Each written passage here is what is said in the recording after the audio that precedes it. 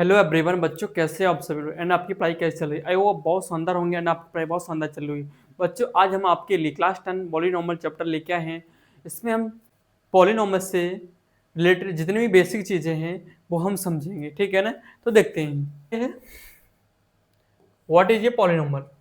बहुपद क्या है बेटा? तो देखेगा, a polynomial is an algebraic expression. जो हमारा पॉलीनॉमियल है, बहुपद है, वो बीजी व्यंजक है। कैसा है? बीजी व्यंजक है। और इसमें क्या क्या होता है?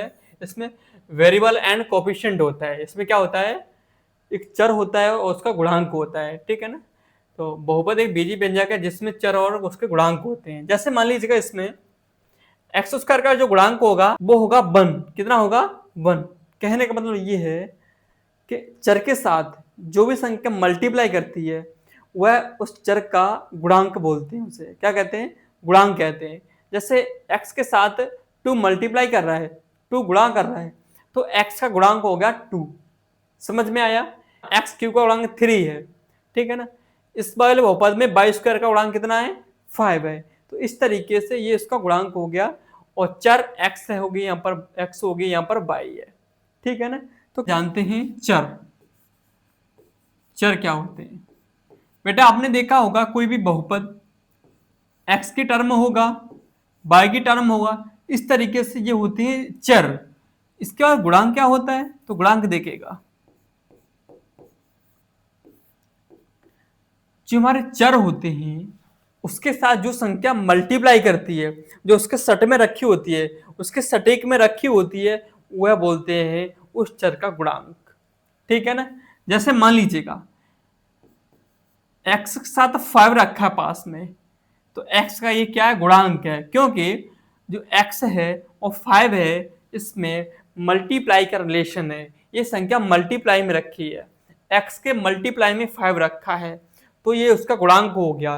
इसके नाम से ही पता चल रहा है गुणांक, गुणा करने वाला अंक, ठीक है ना? इस चर से कौन सी संख्या गुणा कर रही है? तो वो हो गया 5।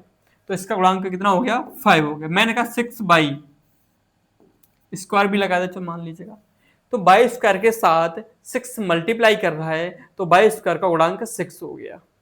आई आप समझ रहे होंगे। तो देखते हैं, चर भी समझ गए, गुणांक भी समझ गए, तो इस तरीके से पॉलिनोमियल भी समझ जाएंगे, ठीक है ना? अब देखो, पॉलिनोमियल, पॉलिनोमियल का मतलब हिंदी में होता है बहुपद। क्या होता है बेटा? बहुपद। इसका मतलब होता है बहुपद, मतलब ज्यादा टर्म होना चाहिए। बहुपद, आपने सुना एक वचन बहुवचन सुना होगा, ठीक है ना? एक वचन सिर्फ एक होना चाहिए, बहुवचन एक से ज्यादा होना चाहिए।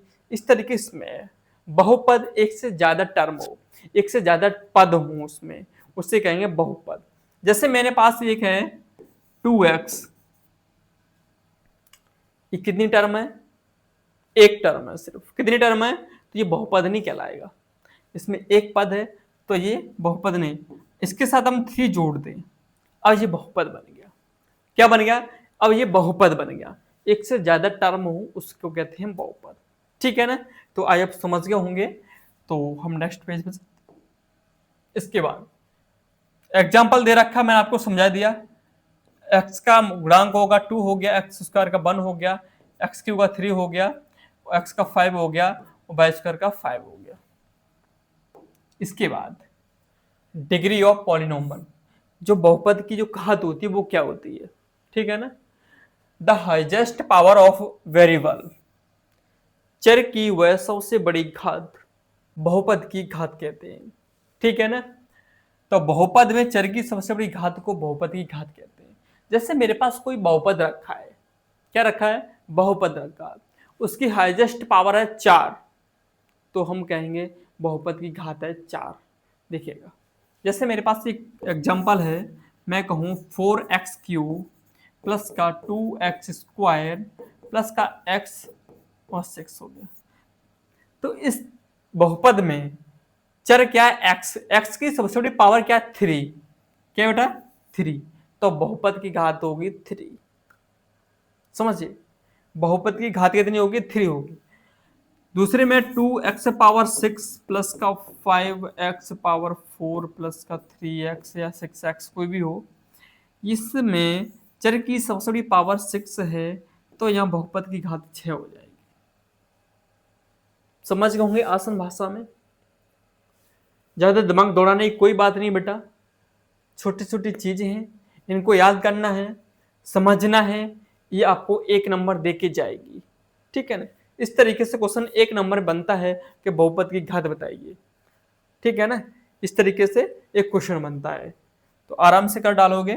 तो आगे देखते हैं टाइप्स ऑफ पॉलिनोमियल, बहुपद कितने प्रकार के होते हैं। तो देखिएगा, जिस बहुपद की सिर्फ एक पावर हो, कितनी पावर हो, एक पावर हो, सबसे बड़ी पावर एक हो बहुपद में, उसी हम कहेंगे रैखिक बहुपद।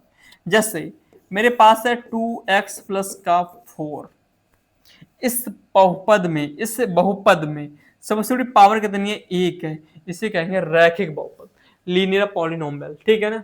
उसके बाद द्विघात बहुपद, द्वि का मतलब होता है द्वि, घात का मतलब होता है पावर। ठीक है ना। जिस बहुपद में दो पावर हो, कितनी हो, दो पावर हो, सबसे बड़ी पावर दो होना चाहिए। जैसे 3x² प्लस का x प्लस का 4, तो सबसे बड़ी पावर कितनी बेटा, इसमें दो है, तो इसे हम कहेंगे द्विघात बहुपद। A cubic polynomial, cubic polynomial जिस बहुपद की सबसे बड़ी पावर 3 हो, उसे हम कहेंगे घन बहुपद। पॉलिनोमियल कौन सा होगा, वो क्यूबिक होगा। कैसा होगा, क्यूबिक। तो आइयो आप समझ रहे होंगे, रैखिक में सबसे बड़ी पावर एक होना चाहिए, द्विघात में सबसे बड़ी पावर दो होना चाहिए, और त्रिघात में, ठीक है ना, सबसे बड़ा 3 होना चाहिए। इसके बाद अब जीरोज और पॉलिनोमियल, ये बहुत इंपॉर्टेंट है बेटा, वेरी इंपॉर्टेंट।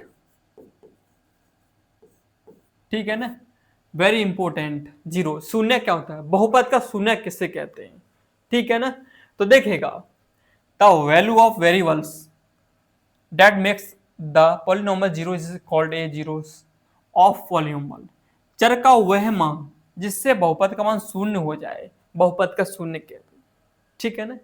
तो चर का वह मान जिससे बहुपद का मान शून्य हो जाए, बहुपद का शून्य कहलाए। जैसे मान लीजिएगा, हमारे पास एक बहुपद रखा है, क्या रखा है, बहुपद, इसको हम शून्य करना है। तो देखेगा, x की जगह कितना रखना पड़ेगा, 3। तो देखेगा x का कितना रखे, 3 माइनस का 3, तो P3 हमारा आंसर आ गया कितना, 0। बहुपद का मान शून्य हो गया, तो x बराबर कितना रखा, 3। तो ये x बराबर 3 हमारा जो आ गया, ये बहुपद का शून्य है, ये पॉलिनोमियल का जीरोस है। आपका एक चीज और रह गया है, तो देखते हैं इसमें क्या देखेगा बेटा, relationship between zeros and coefficient of a polynomial. ठीक है ना। कोफिशिएंट एंड जीरोस के बीच को संबंध है, तो वो देखिएगा। ठीक है ना। और ये वेरी वेरी इंपॉर्टेंट है, इसी से रिलेटेड आपकी जो एक्सरसाइज है वो होने वाली है। ठीक है ना। तो देखेगा, आपके पास दो फॉर्मूले हैं, इसको आपको करना है, इसको आप याद करना है। ठीक है ना। तो देखेगा, सबसे मेन चीज तो ये है कि इसमें हम पढ़ने वाले हैं वो क्वाड्रेटिक पॉलिनोमियल, द्विघात बहुपद पढ़ना है। क्या पढ़ना है, द्विघात बहुपद। तो इसका जनरल फॉर्म होता है, वो होता है पी एक्स बराबर ए एक्स स्क्वायर प्लस का बी एक्स प्लस का सी, जहां ए का मान 0 नहीं होना चाहिए। अगर ए का मान 0 हो जाएगा तो इस पूरे पद का मान 0 हो जाएगा, फिर बचेगा बी एक्स प्लस सी। और बी एक्स प्लस सी द्विघात बहुपद नहीं है, क्योंकि सिर्फ इसमें एक पावर है, ये रैखिक बहुपद बन जाएगा। तो इस तरीके से ए का मान 0 नहीं होना चाहिए। इसके बाद इसमें सबसे बड़ी पावर कितनी बेटा, 2। तो इसके जीरोज कितने होंगे, सिर्फ 2 होंगे। ठीक है ना, कितने होंगे, 2। अगर इसमें सबसे बड़ी पावर 3 होती तो इस बहुपद के 3 शून्यक होते। अगर इसमें सबसे बड़ी पावर 4 होती, कितनी, 4, तो इस बहुपद के शून्य निकलते, वो 4 निकलते। जितनी पावर होंगी उतने शून्यक होंगे। तो इसमें सबसे बड़ी पावर कितनी है, 2 है, तो इसके 2 शून्य निकले। इस तरीके से रिलेशनशिप है। तो देखिएगा, एक को माना हमने अल्फा और दूसरे को माना बीटा, 2 शून्य निकलेंगे। एक को माना हमने अल्फा, दूसरे को मानेंगे बीटा। ठीक है ना। इस तरीके से जो हमारा सूत्र बनकर रेडी होगा वो देखेगा, शून्यकों का योगफल, क्या, शून्यकों का योगफल, सम ऑफ जीरोज, तो अल्फा प्लस का बीटा बराबर ये होता है माइनस का बी अपॉन ए। अल्फा इंटू बीटा ये सूत्र और होता है सी अपॉन ए। ये दो सूत्र हैं, इन दोनों को याद करना है बेटा, इसी से आपकी प्रश्नावली होने वाली है। ठीक है ना, तो ये वेरी इंपॉर्टेंट है फॉर्मूले, इसको याद करना बहुत जरूरी है। ठीक है ना, देखो ये शून्यक हो गए, ये कॉफिशिएंट हो गए। ठीक है ना, सी कांस्टेंट वैल्यू है, तो देखेगा यहाँ पर कि सम ऑफ जीरोज बराबर क्या होता है minus coefficient of X, X का कॉफिशिएंट, तो एक्स का कॉफिशिएंट हो गया बी, तो माइनस का B upon coefficient of X square, और एक्स स्क्वायर का कॉफिशिएंट कितना हो गया, कितना हो गया बेटा, कितना हो गया, एक्स ए हो गया। ठीक है, अब क्या है दूसरे में कि प्रोडक्ट ऑफ जीरोज, कितना प्रोडक्ट ऑफ जीरोज क्या होता है कांस्टेंट टर्म, कांस्टेंट टर्म क्या होता है सी, इसकी वैल्यू कांस्टेंट रहती है, चेंज नहीं होती है, क्या कांस्टेंट रहती है, upon coefficient of X square.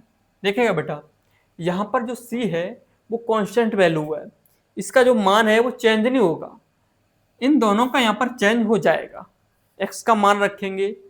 ठीक है ना, तो चेंज होता रहेगा, बट सी एक ऐसा यहां पर नंबर है वो कांस्टेंट वैल्यू है, कांस्टेंट वैल्यू है नियतांक है वो। ठीक है ना, उसका मान चेंज नहीं होने वाला, नहीं हम कर सकते उसे, तो ये चीज है आपने पढ़ी होगी। तो इसके बाद हम एक क्वेश्चन दो क्वेश्चन करने थोड़ा सा प्रैक्टिस करते हैं, तो देखिएगा मेरे पास दो क्वेश्चन है, इसको हम शून्य के निकालेंगे, तो देखिएगा इसके बाद आपकी जो प्रश्नावली है आप खुद से भी कर सकते हो। ठीक है ना, खुद लगा सकते हो, लगा के देखना तो देखेंगे। मेरे पास दो क्वेश्चन रखे हैं और दोनों समझने की कोशिश करना। ठीक है ना, तो देखते हैं 2x स्क्वायर प्लस का 4x माइनस का 10। तो देखिएगा जो यहां पर साइन होता है वो वेरी इंपॉर्टेंट होता है। ठीक है ना, तो देखिएगा अगर हमारे पास ए एक्स स्क्वायर यहां पर ए की वैल्यू दे रखी है, यह कांस्टेंट वैल्यू है, अगर यहाँ पर दोनों जगह रखे हैं तो इन दोनों को करते हैं मल्टीप्लाई, क्या करते हैं बेटा मल्टीप्लाई, तो 16 दूनी 32, 16 दूनी कितना हो गया 32। अब 32 को ऐसे दो वैल्यू में आपको सेट करना है कि उनका मल्टीप्लाई करें तो 32 आना चाहिए, कितना आना चाहिए 32। अगर और उनको घटा दें, उन दोनों नंबरों को घटा दें तो 4 आना चाहिए। ऐसी संख्या सोचो, ऐसी संख्या सोचो, उन दोनों का मल्टीप्लाई करें तो 32 आना चाहिए, एंड उसको घटा दे तो 4 आना चाहिए। तो कौन सा है, 8 चौके 32 होते हैं, वो 8 में से 4 जाएंगे तो 4 बचेंगे, समझ रहे हो ना, 8 चौके 32 होते हैं, वो 8 में से 4 जाएंगे तो 4 बचेंगे। तो हम करेंगे यहां पर 2x स्क्वायर प्लस का साइन लगाएंगे, यहां लिखेंगे 8 में से 4 जाने दो, पीछे x है तो x लगा लो, माइनस के 16 लिख लीजिएगा। ठीक है ना, समझ में आया नहीं आया, तो देखिएगा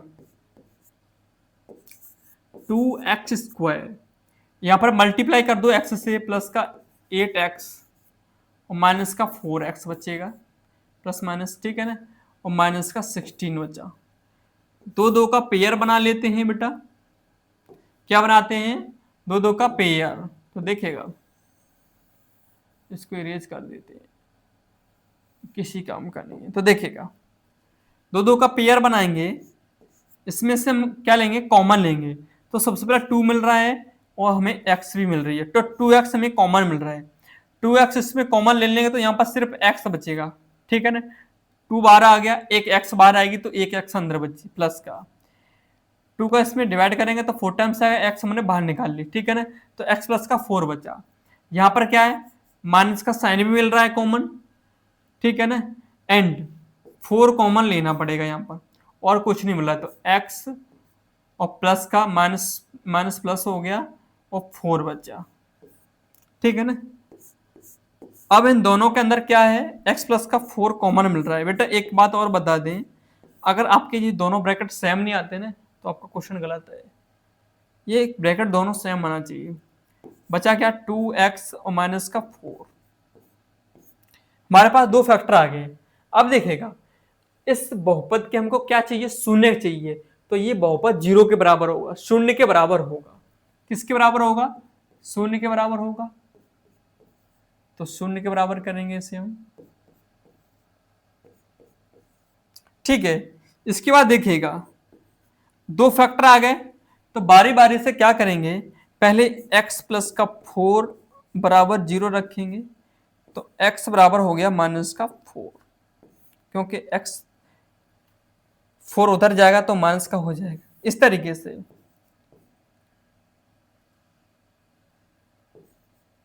2x माइनस 4 बराबर 0 करेंगे, तो 2x बराबर 4 हो गया, x बराबर 4/2 करेंगे तो हो गया 2। क्या करेंगे, x बराबर आ गया 2। तो एक x का मान निकला बेटा माइनस का 4, दूसरा निकला 2। इस तरीके से आपके शून्य का आगे 2 आ गए। शून्य का मतलब होता है x का मान, ठीक है ना। किसका, x का, चर का मान तो x का मान, तो x का मान निकाल दिया हमने, तो ये हमारे दोनों शून्य का आ गए। सबसे पावर कितनी, 2 है, तो इसके 2 शून्य का आ गए। तो आई होप समझ गए होंगे। नेक्स्ट क्वेश्चन और करने की कोशिश करें, जो भी आपका कंफ्यूजन है वो आपका निकल जाएगा। तो देखते हैं आज।